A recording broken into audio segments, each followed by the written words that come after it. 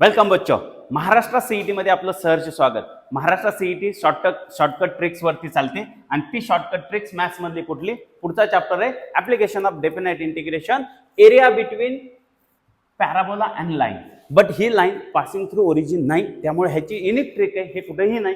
तुम्हाला सिंपल मध्ये सांगतो, ज्यावेळेस तुमचा x चा स्क्वेअर असेल त्यावेळेस ट्रिक वापरायची 72a² आणि ज्यावेळेस y चा स्क्वेअर असेल त्यावेळेस त्याचा एरिया काढण्यासाठी 72a² अपॉन m³ हा डिवाइड मध्ये घ्यायचा. हे लक्षात ठेवायचं. या दोन्हीचा शॉर्टकट आहे. सिंपल एक्झाम्पल दिलेलं आहे. इथं हा 4a असतो, 4a ची व्हॅल्यू 8 दिली, याच्यावरून सिंपल 8a ची व्हॅल्यू 2 भेटेल. आपण स्लोप काढतो तो म्हणजे -a/b म्हणजेच -1/-4. इथं आलं 1/4. याचा एरिया तुम्ही या व्हॅल्यू फॉर्म्युल्यात व्हॅल्यू टाकून काढू शकता. तो म्हणजे 72l, a ची व्हॅल्यू 2 त्याचा स्क्वेअर, m ची व्हॅल्यू 1/4 त्याचा क्यूब. जे सिम्प्लिफाय करून येईल आन्सर ते तुम्ही सोडून कमेंट मध्ये सांगून द्या.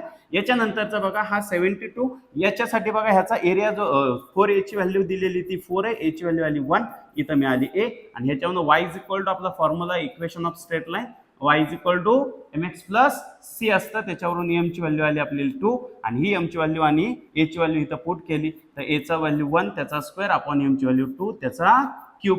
हे सिम्प्लिफाय करा आणि कमेंट मध्ये ह्याचं पण आन्सर सांगा. सिंपल दोन्ही ट्रिक्स दिल्यात, दोन्हीचे वेगवेगळे फॉर्म्युले लक्षात ठेवा.